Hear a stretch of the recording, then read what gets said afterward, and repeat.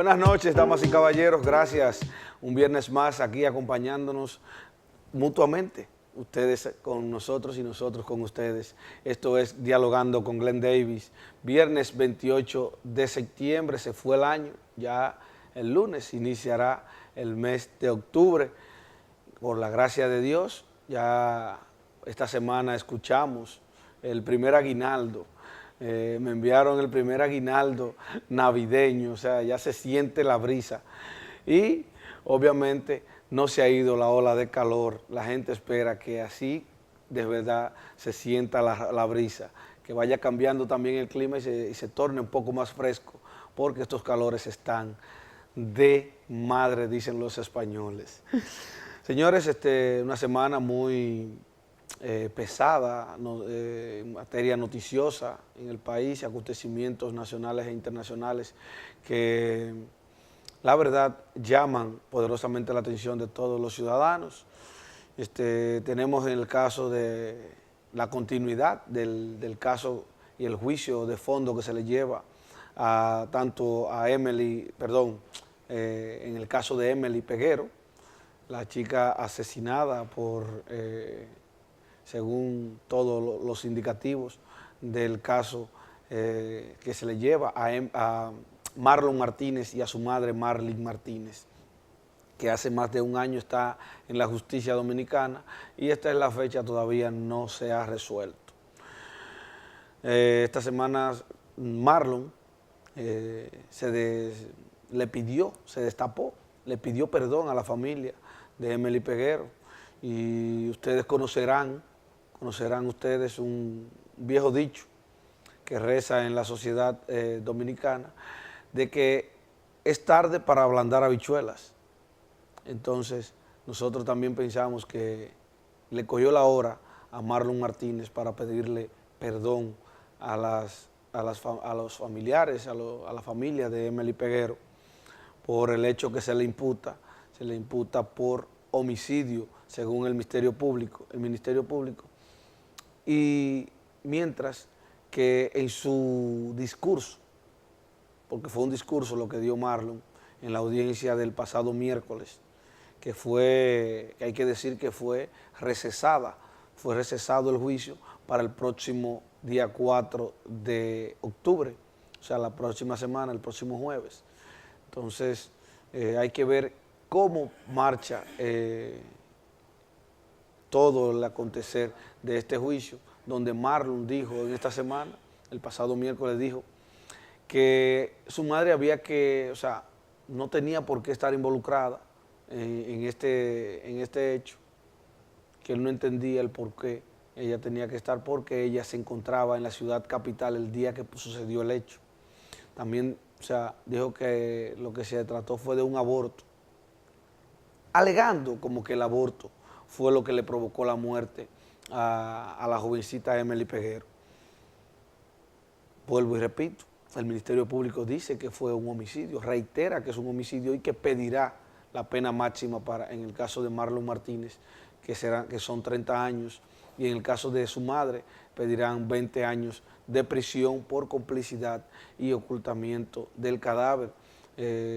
Tema que hay que señalar también, que la abogada de Marlene Martínez dijo esta semana que posterior luego que se conociera el receso del juicio y se pospusiera la fecha para la próxima semana, entonces ella dijo que en el caso de Marlene no hay pruebas que indiquen que ella tuvo complicidad con el asesinato de la joven Emily Peguero, pero que por lo que hasta el momento, el curso que va teniendo el juicio,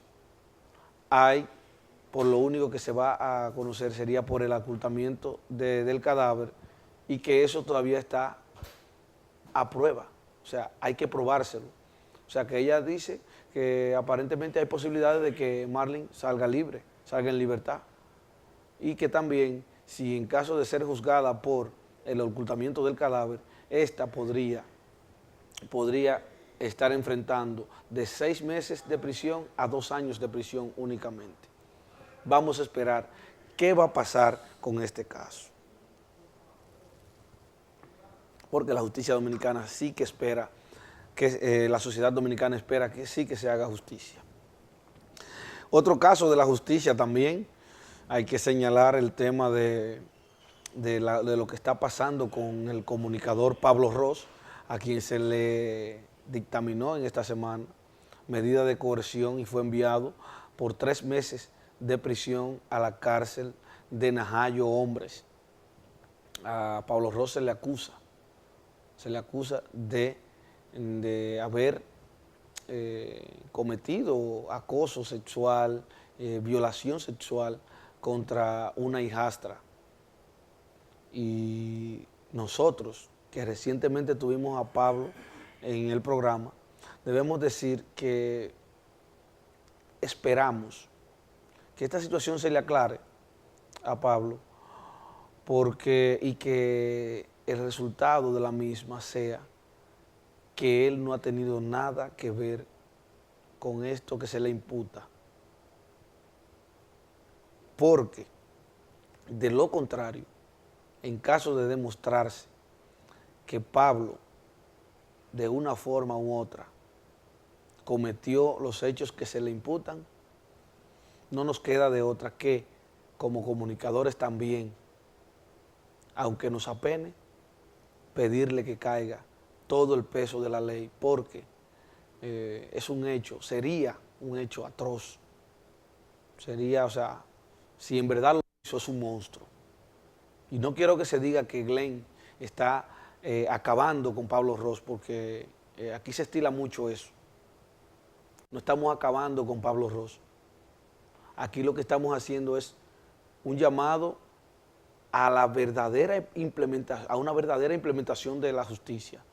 De que si Pablo Ros es inocente, bueno, pues que eso de comprobarse, así mismo como se ha hecho esta parafernaria y se ha causado todo este revuelo en los medios de comunicación, personas que han despotricado y que han acabado con Pablo Ros, yo no voy a caer en la misma práctica. Simplemente, si cometió el hecho, pues que pague por él, porque eso es una barbaridad sin nombre. Una barbaridad sin nombre. Ahora bien, si es inocente, hay que ver cómo se va a manejar esa situación, ya que la moral de Pablo está destrozada. Ante la sociedad, Pablo Ros es culpable por el manejo que ha tenido el caso, donde no se ha cuidado ni siquiera la forma, no se ha cuidado el fondo, no se ha protegido la integridad de la menor en este caso, tampoco. Entonces, hay que ver en qué va a parar este tema también de la justicia dominicana. Ojalá que Pablo no tenga consecuencias mayores y que esto solo sea una confusión, pero si cometió el hecho, pues debe pagar por ello.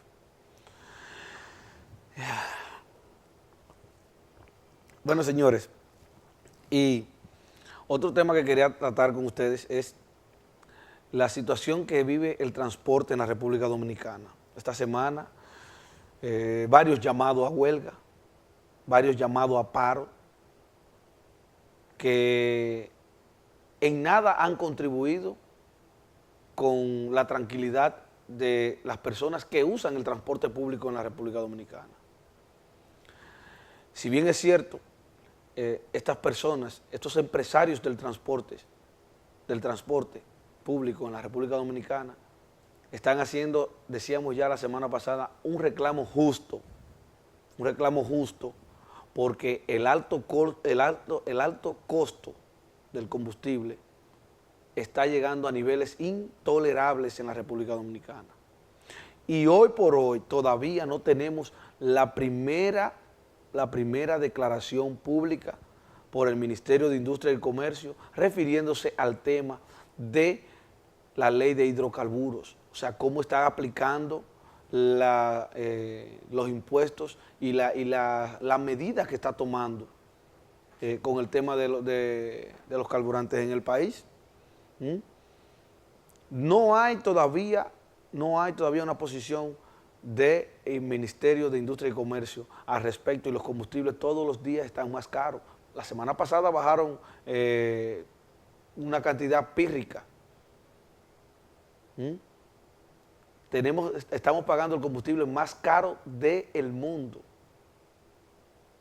Y las autoridades competentes no se han pronunciado.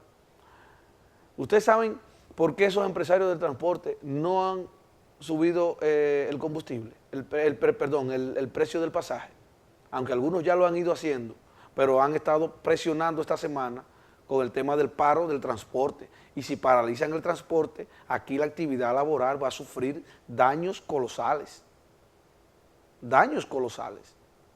que van a impactar directamente a la economía nacional.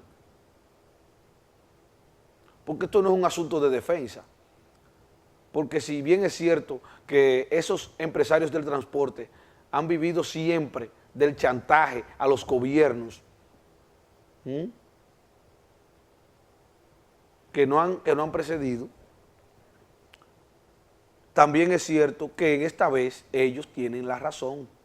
Los precios del combustible van en aumento insostenibles, y eso afecta directamente al bolsillo de los dominicanos. Todavía estamos esperando una declaración pública, una posición del Ministerio de Industria y Comercio, que de manera irresponsable, esta es la hora, y no ha dado el frente. Vamos a una pausa, ya retornamos con nuestro invitado especial en el día de hoy, que es nada más y nada menos que Eduardo Sanz Lobatón, del PRM, Partido Revolucionario Moderno.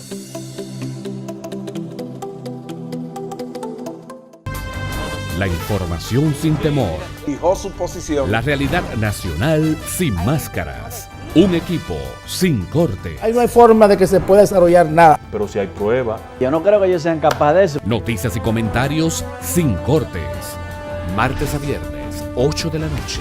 Canal 25. Es de todos.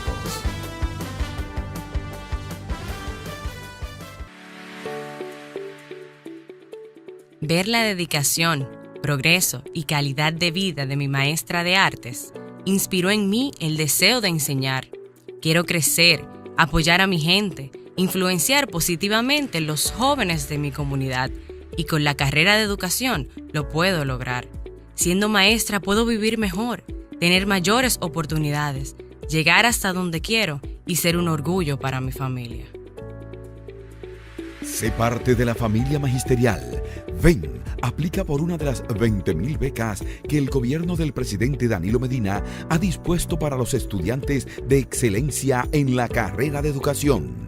Infórmate en el 809-535-8006, extensión 103, 104, 105 y 106.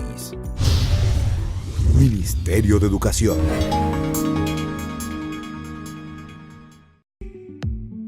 El Ministerio de Interior y Policía, a través de las mesas locales de seguridad, ciudadanía y género, promueve un espacio de diálogo que propicia y gestiona la ejecución de políticas públicas, programas de prevención de violencia y criminalidad.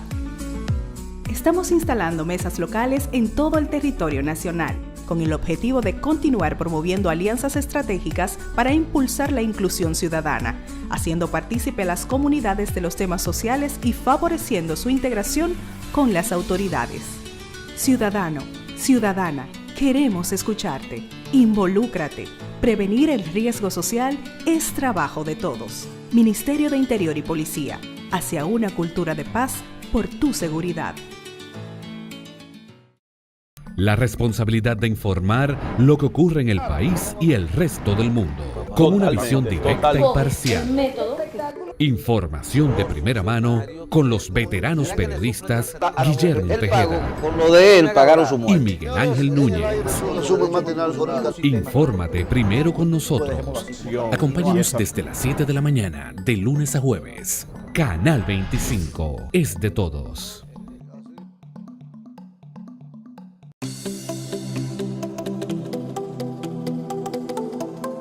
Ya estamos de vuelta, señores. Ahora nos toca dialogar con Eduardo Sanz Lobatón, cariñosamente Yayo. Él es el secretario nacional de finanzas del Partido Revolucionario Moderno, PRM. Vamos a hablar muchos temas, no solo de finanzas, ni cómo andan las finanzas del Partido Revolucionario Moderno, pero también sí del ámbito nacional y de ese partido político en sí. Yayo, bienvenido al programa. Muy agradecido de estar aquí contigo, muy contento, a tus órdenes. Bien, gracias. Yayo, mira, lo primero es que hemos visto que ustedes están haciendo una serie de conferencias a nivel nacional, como partido, como entidad partidaria. Entonces, ¿de qué tratan esas conferencias? ¿Cuál es la finalidad en sí? Mira, definitivamente la unidad de criterios, la coherencia en las acciones a nivel nacional de todos los dirigentes medios altos del PRM son importantes para poder sembrar un criterio opositor y un criterio de cambio.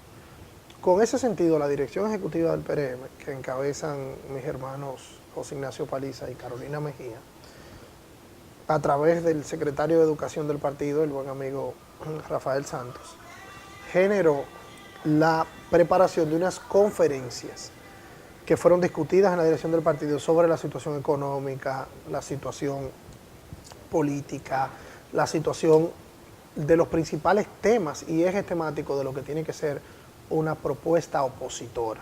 Entonces se sociabilizó, se consensuó eso y entonces se prepararon unas conferencias que fueron dadas por los principales dirigentes del partido. Por ejemplo, a mí me tocó en Puerto Plata, a Orlando Jorge le tocó en La Vega, a Carolina le tocó en Boca Chica, a José Ignacio le tocó en el Distrito Nacional, y en cada una de esas provincias se entregaron una serie de datos, estadísticas sobre la economía dominicana, sobre cómo el crecimiento económico no está siendo recibido por los extractos más pobres de la sociedad, los índices de corrupción que ha generado el gobierno de Danilo Medina, el tema del gran fraude que es la inversión de la educación, porque hemos invertido una gran cantidad de dinero en la educación y sin embargo los índices educacionales del país, según el Banco Mundial, según las Naciones Unidas, según el PNUD, siguen estando entre los más deprimidos de América Latina, los índices de salud pública. O sea, le estuvimos explicando cada una de esas cosas a nuestros dirigentes, porque la gente cree... ¿Es la misma conferencia? Es la misma conferencia, cada quien la adapta, cada quien la usa a su manera, pero son los mismos datos estadísticos. Entonces, eso es muy importante, porque mira, la gente cree que la oposición se hace por Twitter, por Facebook, por Instagram, se hace aquí en la televisión. No, la oposición se hace en el barrio, en la escuela, en la universidad, en el colmadón, en la discoteca, en los bares, en las iglesias, en los play de pelota, en las canchas de basquetbol, donde quiera que interactúan las personas que se identifican con la necesidad de cambio que tiene este país. Y yo creo que esa es la mejor forma de hacer oposición. Estamos entrenando agentes de cambio. Estamos entrenando agentes de cambio en cada una de las provincias y yo creo que fue una actividad de la que yo me siento muy orgulloso de haber participado y estoy convencido de que es un primer paso, que es un programa continuo de formación que lo vamos a seguir haciendo en todo el país para seguir demostrando, seguir preparándonos para ser los portaestandartes del cambio. Tú te referías al fraude de la inversión en educación. O sea, ¿por qué el fraude? O sea, explícanos eso tanto a mí como a la teleaudiencia. Mira, porque uno de los discursos principales que tiene el gobierno y sus voceros es la llamada revolución educativa de los gobiernos de Danilo Medina. Recuérdate que a finales del último gobierno de Leonel Fernández, la sociedad civil prácticamente entera, grandes sectores de oposición, entre los cuales estábamos nosotros, en ese momento todavía PRD, ahora PRM, aquello de las sombrillas amarillas, las protestas, los movimientos para generar que el 4... Una de las marchas más el movimiento que generó que el 4% del Producto Interno Bruto de la economía dominicana fuera destinado a educación. Eso se logró, después se convirtió en una ley y el gobierno de Danilo Medina comienza a aplicarlo cuando llega al gobierno en agosto del año 2012.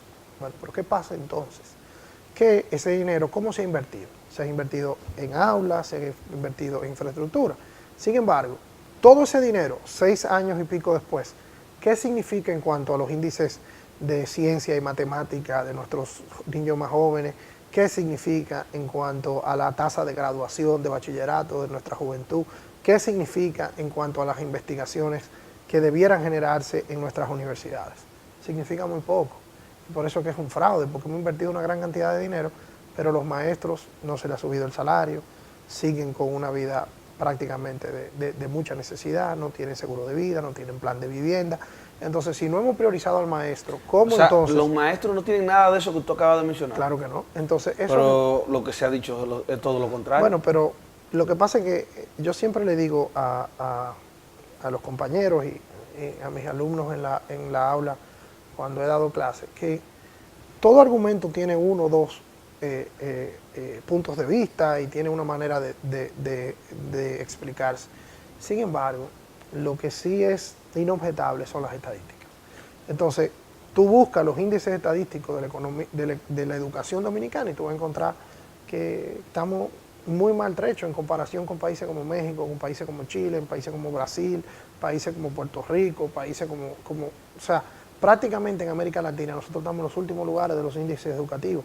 Latino Barómetro te lo dice el Banco Mundial, te lo dice el PNUD. Entonces, por eso que yo llamo un fraude a la revolución educativa, porque el dinero se ha invertido y no tenemos mejoría en educación. Somos de los últimos lugares, que eso es increíble, en ciencia y matemática. O sea, la educación dominicana no está orientada a mejorar. No estamos educando para el siglo XXI, estamos educando para el siglo XX. Y eso es una tragedia. Yo lo vivo con mis hijos, por ejemplo. Yo a veces veo como que hasta ahora Dios me ha permitido poder proveer junto con mi esposa que mis hijos tengan una educación privada bastante adecuada. Y yo comparo eso con lo que veo en los barrios, lo que veo con mis compañeros, lo que veo con gente cercana a mí, y yo veo que no es la educación que se le pudiera estar dando a nuestros hijos, ¿tú entiendes? Tú no ves tabletas en las escuelas públicas, tú no ves... Entonces, yo creo que por eso que yo hablo de fraude y de la revolución educativa. Tú perteneces a una nueva generación en el Partido Revolucionario Moderno que está ahora mismo iniciando una nueva gestión también a lo interno de ese partido. Así es. ¿Cuáles son las expectativas tuyas como secretario de Finanzas del PRM en el proceso venidero? Mira, yo tengo aproximadamente un mes en esta nueva posición y definitivamente es un reto muy interesante que me llena de mucha satisfacción. En principio yo no estaba muy seguro de si iba a poder asumir esta posición. ¿Por qué? No, porque la verdad es que representa un reto, representa una serie de responsabilidades. Ahora con una nueva ley de partidos que hace de la... En este país hay una cultura del financiamiento de la política que no es, lamentablemente, la transparencia, no es los cánones de justificar todo lo que se hace con el dinero que se usa en política. Y la nueva ley de partidos, que todavía no es ideal en eso, sí ya nos acerca a eso. Entonces, cuando yo tenía que asumir esta posición, evidentemente me topo de frente con una cultura política de años y años de que nadie sabe de dónde viene el dinero para la política, que nadie sabe en qué se gasta. Entonces nosotros tenemos el reto de la transparencia en un partido político, que es muy difícil. Pero yo me siento reconfortado en que el presidente del partido, José Ignacio, y la secretaria general, y los liderazgos esenciales del partido, Luis Abinader, Hipólito Mejía, entre otros, estamos bien claros en que nosotros tenemos que presentarle a la sociedad dominicana un partido político transparente, que maneja cientos de miles de millones de pesos del pueblo dominicano y que ese dinero evidentemente hay que justificarlo, hay que transparentarlo. Entonces, ese es el reto esencial que nosotros hemos asumido y yo estoy convencido que todavía hay cosas que se están descubriendo, que se están viendo, porque como te dije, no tengo ni siquiera un mes en el cargo, pero a partir de ahí yo entiendo que ya en enero del año que viene, que vamos a empezar con un presupuesto nuevo. Con ese tema, con ese tema vamos a ir a una pausa y retornaremos ahí mismo, porque es un tema que hay que desmenuzárselo un poco más a la teleaudiencia de este programa. Ustedes no se muevan, continuamos en breve dialogando con Glenn Davis. Comunícate con nosotros y síguenos a través de nuestras redes sociales, @mediospanorama en Instagram, Facebook, Twitter y YouTube. Escríbenos a nuestro correo electrónico noticias@mediospanorama.com o llámanos al 809-475-2525. Somos Medios Panorama.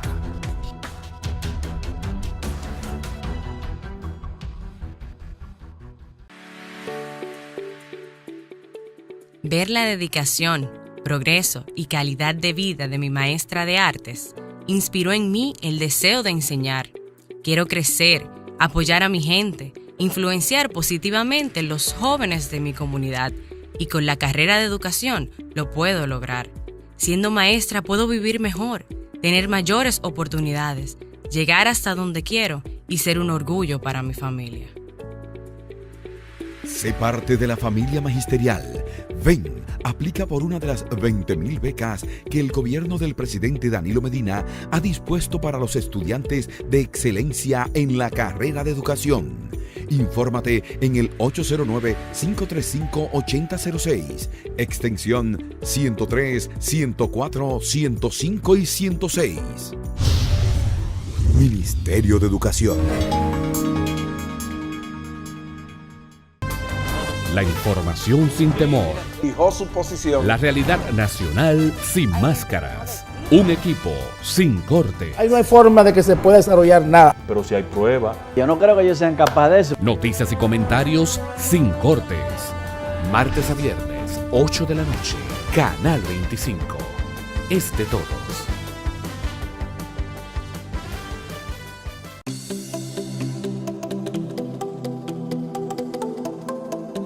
Continuamos con el contenido de nuestro programa y estamos conversando, estamos dialogando con Yayo San Lobatón. Digo Yayo porque es que así es que popularmente se le conoce. Sí. Dejamos el tema de las finanzas de los partidos políticos, en este caso del PRM. Le haces una crítica a la forma con que se maneja, o sea, o con la que establece la nueva ley de partidos, porque noté que no estás conforme. Mira, como lo establece la propia ley, y quiero que arranquemos por ahí. Mira, no es que yo no estoy conforme. Yo creo que la ley es lo mejor posible y yo creo que la ley es un gran instrumento, porque la ley ya contiene una serie de cosas que nos van a acercar a la transparencia. Lo que yo te decía es que en la República Dominicana no existe la cultura, como existe en Estados Unidos, en Francia, en Inglaterra, en otro país, de que, por ejemplo, si Glenn Davis es candidato a diputado, tiene que decir de dónde sacó el dinero, en qué gastó el dinero y por qué gastó ese dinero de esa manera. Y así la gente puede elegir o votar por Glenn Davis sabiendo a qué atenerse. Por eso es lo que establece la nueva ley. La nueva ley lo establece para los partidos. Todavía en el término de las candidaturas, que son muchas, cada ciclo electoral estamos hablando de 4.000 y pico de candidaturas, todavía quedan algunas flexibilidades. Pero la ley, y gracias a Dios que lo hace, la ley ya restringe a los partidos. Por ejemplo, la ley tiene novedades muy buenas, como que ahora los partidos políticos que reciben cientos de miles de millones de pesos del presupuesto nacional tienen que dedicar 1% de eso a la educación política, lo que estamos haciendo nosotros en esta semana. O sea, nosotros gastamos un dinero el sábado pasado en estas conferencias y eso entra dentro de lo que es el 10% que tiene que dedicarse a eso. También obliga la ley a que ahora el dinero que usan los partidos políticos tienen que gastarse de manera territorial. Antes los partidos políticos gastaban prácticamente todo su dinero en las campañas presidenciales o en los elementos publicitarios y de promoción, y entonces venía a ver que en Bauruco, que en Pedernales, que en Montecristi, que en Higüey, que no se llevaba la fortaleza o las ideas del partido porque no se gastaba el dinero del partido en esas localidades. Entonces, la nueva ley de partidos políticos sí comienza a bifurcar y a dividir y a regular el uso del dinero. Pero todavía la transparencia, que yo soy de los que creo que no tiene que venir dado por una ley, que es el electorado que tiene que exigirlo. El electorado no puede seguir votando por gente que no entienda de dónde usa el dinero. Porque ¿qué es lo que ha pasado? Y eso era lo que yo le decía a algunos amigos, que a veces que me decían, bueno, pero es que ustedes, que la ley de partido, que las primarias, que no abierta, que cerrada. Y yo le decía, miren señores, lo más importante que tiene la ley de partido no son las primarias. Lo más importante que tiene la ley de partido es que tiene que acabar con la francachera de que el gobierno hace así en unas elecciones y pasete un hijo de un ministro o pasete la mujer de un ministro o pasete a un primo de un ministro o diputado, te gasta 50 y 70 millones de pesos que nadie sabe de dónde salen. Nosotros no podemos seguir con el narcotráfico financiando campañas. ¿Qué sucede en este país? Sucede. Aquí hay muchísima gente que tú no te puedes explicar cómo hicieron una campaña electoral de millones de pesos. Entonces, ¿qué pasa? Mientras eso esté sucediendo, nuestro Congreso se nos va yendo de la mano. Porque como un profesional joven como tú, de clase media, que trabaje, puede competir con una gente que pueda gastar 40, 50 millones de pesos en una candidatura a diputado, por no mencionarte las candidaturas a alcalde o la candidatura a senadores. Llega un momento que la política se convierte en la feria del mercurio, la feria del que más tiene. Entonces eso excluye de la actividad política a todos los que no están amparados en un ministerio de un gobierno, a todos los que no están amparados en dinero que viene de maneras inexplicables, de dinero sucio, o a todos los que no están amparados por las 10, 15 o 20 familias más importantes del país. Entonces, eso no es una democracia funcional. Nosotros tenemos que sacar el dinero de la política, tenemos que regular el dinero de la política. Y la nueva ley de partidos políticos establece novedades muy buenas. Por ejemplo, dice cuánto se puede gastar en una precampaña y establece montos, por ejemplo, por la cantidad de habitantes que hay en Santiago, la cantidad de habitantes que hay en el Distrito Nacional, establece montos para gastar en una precampaña, para que así usted pueda saber a qué presupuestarse. Entonces sea una guerra de ideas y de liderazgo, y no una guerra de papeletas. La ley de partido político todavía no es una panacea, pero definitivamente es un gran paso de avance. Y por eso yo decía, cuando teníamos la dificultad de si aprobábamos o no aprobábamos, que había que aprobar la ley, aunque no tuviéramos del todo satisfechos con todos sus articulados, porque la ley es un paso de avance, es un paso de avance. Y definitivamente el tema de las finanzas en los partidos políticos es muy, pero muy importante. Mira, como decía, uno de los antiguos... ¿Cuánto recibe el PRM? ¿Ya está recibiendo dinero? Sí, ya está recibiendo todo su dinero y es un % del presupuesto nacional que se incrementa en año electoral y que se recibe... ¿De qué cantidad estamos hablando? Mira, todavía a esta hora, vuelvo y te digo, yo tengo un mes en el cargo, todavía estamos haciendo una serie de auditorías, una serie de cosas. Pero gracias a Dios, primero el PRM no debe dinero ya, de ningún tipo. No debe dinero. No debe dinero y está comenzando a recibir lo que le corresponde por el caudal de votos que sacó, que somos el segundo partido de más votos en el país y evidentemente somos una mayoría importante. Al final del día, nosotros tenemos el objetivo de generar una transparencia absoluta de lo que se hace con el dinero que se recibe de la Junta Central Electoral y con el dinero que se recauda en campaña, que también es algo que nosotros vamos a darle mucho seguimiento, porque al PRM no le interesa que las elecciones sigan siendo una guerra de papeletas. Lo que a nosotros nos interesa es que sean una guerra de ideas, que sean una guerra de trayectoria, que sean una guerra de lo que la gente propone.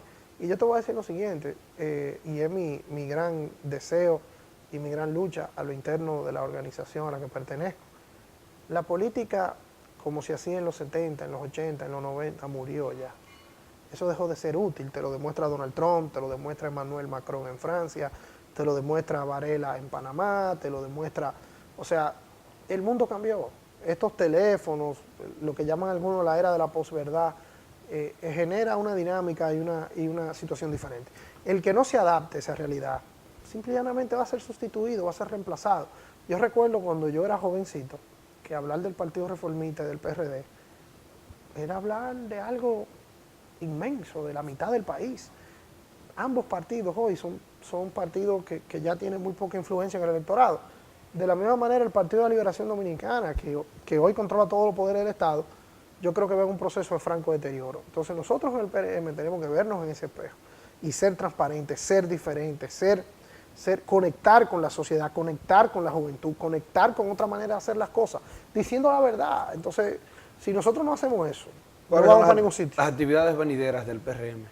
Mira, nosotros estamos ahora trabajando en un programa nacional de crecimiento donde vamos a tener un app en el teléfono donde todo el mundo va a poder inscribirse en el PRM, va a poder participar, va a poder cuestionar, va a poder sugerir ideas. La nueva dirección del partido está muy deseosa de abrazar la modernidad, de abrazar las nuevas generaciones de dominicanos, que tú le hablas de político. Mira, una persona que nació en 1994, ya tiene 24, 25 años hoy, y tú le hablas de Peña Gómez, de Balaguer y de Juan Bosch, y te levantan los hombros así para arriba, como que, ¿de qué tú me estás hablando? ¿Tú entiendes? Entonces, nosotros tenemos el deseo de conectar con esa generación, porque esa es la generación, sobre los hombros de esa generación, es que nosotros podemos hacer un país diferente. Mira, este tema de la corrupción está desbaratando la capacidad de ejemplo que tenemos en los barrios. A veces tú vas a cualquier sitio y te dicen, no, que en este país la corrupción se ve como algo normal, se ve como algo que no levanta aspaviento. Nosotros tenemos que cambiar y que volver a tener paradigmas de honradez. pero de una honradez. Yo le llamo que la honradez del siglo XXI sigue siendo la misma de siempre, pero ahora la honradez es autenticidad.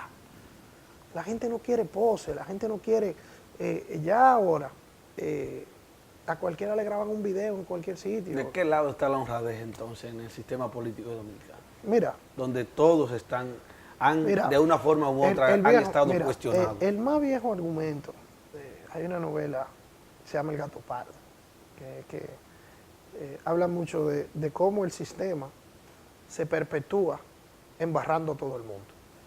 Si todos los políticos son iguales, y todos son ladrones, y todos son sinvergüenza, y todo, entonces no importa quién esté. Entonces, en ese escenario se benefician los que están. Porque los que están son los que generan más dinero y son los que tienen más resorte de influencias y de poder. Entonces, por eso es que ese discursito de que todos los políticos son iguales, que todos lo mismo, es un discurso que es patrocinado desde el poder. Lo que pasa es que desde Lenin en la Revolución Rusa, estamos oyendo el término de tonto útil, hay mucha gente que no se da cuenta de eso y que no todos son iguales. Hay gente honrada y seria en el PLD. Hay gente honrado y serio en todas partes. ¿Por qué creo yo que el PRM es el instrumento de cambio? Bueno, porque definitivamente somos el partido que más novedad puede enseñarle a la sociedad dominicana, desde cualquier punto de vista. Tú te pones a ver cuál es el partido que más mujeres tiene que son diputadas, el PRM. ¿Cuál es el partido que tiene alcaldes más jóvenes, que tiene el senador más joven? Es el PRM. ¿Cuál es el partido, el único partido político en la República Dominicana que ha elegido su dirección por votos? El PRM. Yayo, vamos a hacer una última pausa en el programa y retornamos en breve. Ustedes regresamos ahora.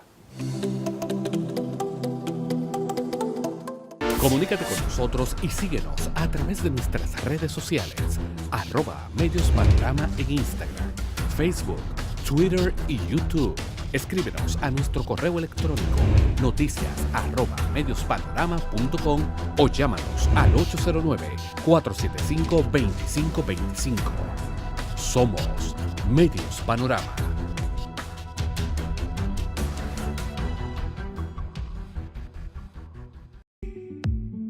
El Ministerio de Interior y Policía, a través de las mesas locales de seguridad, ciudadanía y género, promueve un espacio de diálogo que propicia y gestiona la ejecución de políticas públicas, programas de prevención de violencia y criminalidad.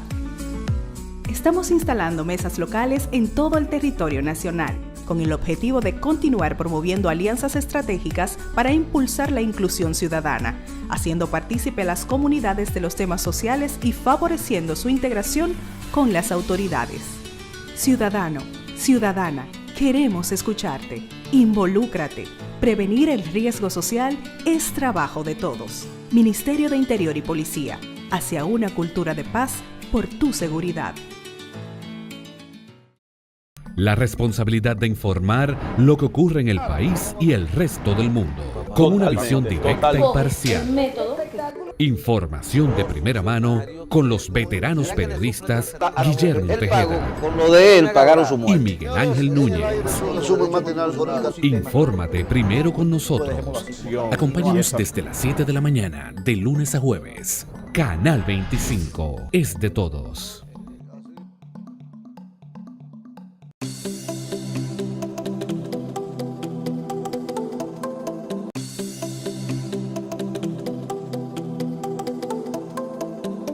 En la parte final del programa estamos dialogando con Yayo San Lobatón y Yayo se refería antes de la pausa a que el PRM representa el cambio. ¿Por qué?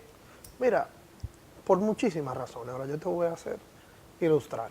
Es el único partido político que ha elegido por voto, 1-1, a sus principales dirigentes. Ajá. Es el único partido político que en las elecciones pasadas presentó un programa claro de acciones, de propuestas, de forma de cómo vamos a trabajar la inseguridad ciudadana. Hicimos una propuesta de reforma a la Policía Nacional. ¿Cómo vamos a trabajar el tema de la corrupción? Ayer estaba presentando Luis Abinader una propuesta ante la Cámara de Diputados para hacer independiente a la Cámara de Cuentas. O sea, nosotros hemos dado muestra de cambio, pero por ejemplo, la gestión de David Collado en la capital es cambio. La gestión de Kelvin Cruz en La Vega es cambio. La gestión de José Ignacio Paliza en el Senado de la República es cambio, sus propuestas. Entonces, la gestión de Farideh Raful en el Congreso Nacional es cambio. O sea, nosotros no es que lo estamos diciendo, no es que lo estamos prometiendo, es que lo estamos haciendo. Y eso, poquito a poquito, es como cuando llueve, que el agua viene en cascada por la montaña hasta que entra el cauce del río y llega al mar. O sea, el proceso que nosotros hemos encabezado y que estamos abiertos a todo el mundo, porque esto no es un tema. A veces la gente se confunde y cree que todo es Hipólito y Luis. No. Aquí hay un deseo real de abrirle la puerta a la gente de donde quiera que esté, que donde quiera que participar, para que este país, porque mira, que la marcha verde, que queremos cambio, que lo corrupto, que lo político. Bueno, pero hay una sola forma de cambiar en democracia. Porque ya las épocas de los fusiles y de las revoluciones son cosas... Eso es tiempo del pasado. Que además no son cosas que nadie le desea a nadie, porque todos tenemos hijos, todos tenemos padres, uno no quiere un elemento conflictivo. Aquí tiene que haber un cambio dentro de la paz social en la que vive el país. Entonces, ¿cuál es la única manera? Es votando. No hay otra manera. Entonces, ¿por quién es que se vota? Usted no vota por una idea, usted no vota por una figura, usted vota por un partido político. La ley electoral no permite otra cosa. Exacto. Entonces, ¿los partidos políticos son malos? No, son malísimos. Pero dentro de lo que son, hay que mejorarlos, hay que adecuarlos y son un reflejo de la sociedad. Podemos tener partidos políticos buenos, podemos tener partidos políticos honestos. Siempre habrá situaciones, siempre habrá lo que no es la degradación que ha tenido el Partido de la Liberación Dominicana. Yo le decía a algunos amigos del PLD que si yo fuera PLDista quisiera salir del gobierno, porque el PLD se ha corrompido y se ha degradado en el gobierno. Ha quedado atrás aquel PLD de los círculos de estudio, aquel PLD de la clase media intelectual, aquel PLD de las ideas, todo eso quedó atrás. Ya ahora el problema es buscándosela. Y tú lo ves en todas las esferas. Los PLDistas se la están buscando. No, pero no hay que ser hay excepciones, pero definitivamente la gran mayoría de los funcionarios públicos, tú lo ves que no declaran declaración de bienes. Hasta el presidente de la Cámara de Diputados en estos días no había declarado su declaración de bienes de manera transparente. O sea que ya es un tema de que como lo controlan todo, como nadie lo fiscaliza, bueno, yo creo que es una degradación que le hubiera pasado prácticamente a todo el mundo, porque es que usted no puede tener tanto poder durante tanto tiempo. El poder corrompe y el poder absoluto corrompe absolutamente. ¿Vas a aspirar a algún cargo electivo en el 2020? Mira, el que está en política definitivamente quiere aspirar. ¿Fuiste precandidato sin embargo, a senador? Sí, las elecciones pasadas yo aspiré a senador de la capital. El partido tomó una decisión que no me favoreció y yo dirigí la campaña del PRM en la capital en ese momento, la de David Collado, la de Alberto, la de Luis Abinader. Yo creo que es muy temprano para decir eso. Yo francamente tengo que decir que ahora mismo no estoy pensando en eso porque tengo una posición institucional, tengo una posición donde tengo que tratar de ser lo más institucional posible, aunque tengo mis simpatías internas que no las puedo negar, pero ahora yo me debo a un todo, no a una de las partes, y debo de preservar eso. Llegado el momento, que creo que será a mediados del año que viene, del año 2019, si yo fuera a optar por una posición, creo que como secretario de Finanzas no debiera hacerlo, entonces tendría que considerar una renuncia, porque no creo que el secretario de Finanzas del partido puede aspirar a una posición, porque manejas informaciones y datos que no sería una competencia justa. Acabas de decir que tienes tu preferencia interna, a lo interno, ¿con quién estás? Luis, Hipólito, mira, yo en este caso, ahora mismo Wellington Arnau. Wellington y yo somos amigos de infancia, me pasa lo mismo. ¿Tienen 3 precandidatos? Me pasa lo mismo que con David Collado y con la misma Faride, y que somos una generación que venimos subiendo juntos, pero sí. Yo tengo mi criterio de que el candidato ideal del PRM ahora es Luis Abinader, a quien he acompañado durante este proceso entero. Sin embargo, me unen lazos de profundo respeto con Hipólito. Si yo te tuviera que decir que tengo 1 o 2 amigos en política, tendría que mencionar a Carolina Mejía. Y definitivamente yo ahora tengo una posición que tengo que ser equidistante y que ser institucional. Y yo soy el secretario de Finanzas de Hipólito Mejía, de Luis Abinader, de David Collado, de Wellington Arnau, de todo el mundo. Y me debo una dirección política que le encabezan José Ignacio Paliza y Carolina Mejía. O sea que yo ahora no puedo ponerme el sombrero de una candidatura presidencial, aunque mis simpatías son claras y yo no me río de la gente. Todo el mundo que me conoce en el PRM sabe que yo he apoyado desde hace mucho tiempo a Luis, de quien soy también una persona muy cercana. O sea que, pero uno tiene que entender los roles que le tocan jugar y ahora mismo, como yo lo digo constantemente, lo importante no es que sea Luis, o que sea Hipólito, o que sea Wellington, o que sea David, o que sea el que sea. Lo importante ahora es que nosotros logremos una coalición opositora que le oferte a este país un gobierno diferente al del Partido de Liberación Dominicana. ¿Quién encabeza esa coalición? Bueno, ya te dije quién creo yo que debiera, por un tema del momento político que le toca vivir a este país ahora. Pero independientemente de que yo tenga esa idea, mi labor va a ser colaborar con que eso se pueda conseguir y eso se pueda hacer. Palabras de Hipólito Mejía recientemente, el PRM no ha decidido la modalidad de primarias. Mira, yo le tengo un profundo agradecimiento y un respeto a don Hipólito. Y yo no escuché esa entrevista en específico, o sea que yo prefiero no comentar esa situación y eso es una pregunta que deberá, a la que deberá referirse. Pero el PRM ya definió su modalidad de primarias. El último año y pico, el PRM en varias ocasiones se expresó a través de sus voceros oficiales que preferíamos un padrón propio del PRM, que es las primarias cerradas, como se han definido, que no son cerradas, porque si tú te quieres inscribir en el PRM ahora, te puedes inscribir y después votar por los candidatos del PRM. Y yo creo que eso ha sido muy discutido, ha sido manejado. Ya tienen el claro padrón que sí, abierto. como el que se eligió, por el que eligieron a José Ignacio y a Carolina. Pero eso fue un padrón. Eso no se dijo y que ahora era el primero un de padrón octubre, provisional. No, pero ese padrón se hizo. Y ahora el que quiera inscribirse puede decir no lo cierran. No, a partir del 1 de octubre se van a abrir las inscripciones de nuevo. Porque es que en todos los partidos políticos del mundo, usted abre las inscripciones para los periodos electorales. O sea, eso es un tema de que... Pero ahora a partir del 1 de octubre vamos a tener un plan nacional de crecimiento donde eso se va a poder hacer. Yo estoy convencido de que la dirección del partido deberá referirse en conjunto a esa posición que tiene don Hipólito y que podrán tener otros dirigentes y que llegaremos a una posición en conjunto. Porque mire, al final del día, como yo vuelvo y le digo, don Hipólito, Luis y todo el que milite en el seno del PRM está convencido de que nosotros tenemos que en unidad, en conjunto, enfrentarnos a estos desmanes del Partido de Liberación Dominicana que prácticamente tienen este país con las 4 gomas para arriba. Esta semana el presidente Danilo Medina se refirió, o sea, habló por primera vez en la Asamblea de la ONU, se refirió al tema del cambio climático, al narcotráfico, o sea, de las drogas en sí. ¿Qué opinión tiene? El PRM no ha asumido una posición oficial en cuanto al discurso del presidente Danilo Medina, la tuya personal. Mira, ese discurso de Danilo yo no lo vi, pero lo leí, o sea, lo leí después en las redes. Yo lo leí también. Me parece que, bueno, él es el presidente de todos los dominicanos, tuyo y mío, no fue un mal discurso. Sin embargo, yo creo que él obvia una serie de prioridades que la franca desigualdad económica que vive este país, donde tenemos un crecimiento económico en los últimos años que no se ha traducido en el índice de calidad de vida humana, las deficiencias en educación, las deficiencias en salud, las deficiencias en la seguridad ciudadana que no hemos podido tener. Todavía un policía no gana $500 al mes en un país donde las deficiencias en los hospitales públicos. Yo creo que Danilo debiera estar ocupándose de eso más que de cualquier otro tema. Sin embargo, el cambio climático y los narcotráficos es algo que ¿quién puede oponerse a esa preocupación? Porque la verdad es que son preocupaciones reales y son cosas que a todos nos llaman la atención.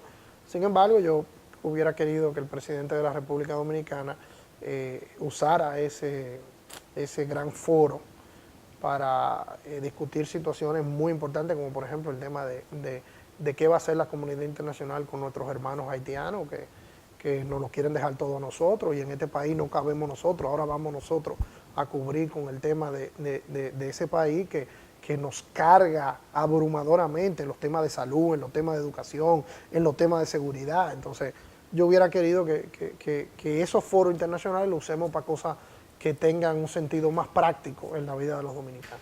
Yayo, gracias por acompañarnos un viernes aquí. A sus órdenes, hermano. Dialogando con Glenn Davis. Siempre que usted y yo tenemos una amiga que me dio mucho seguimiento para estar aquí firme con usted y yo soy un soldado de la causa. Yo espero que me la salude también. Espero que tenerla pronto también sentada ahí donde está usted. Muchísimo gusto. A ustedes las gracias. Hemos estado dialogando con Eduardo Sanz Lobatón, secretario nacional de Finanzas del Partido Revolucionario Moderno. Quédense ahí, El contenido del canal continúa, pero el próximo viernes estaremos dialogando con Glenn Davis.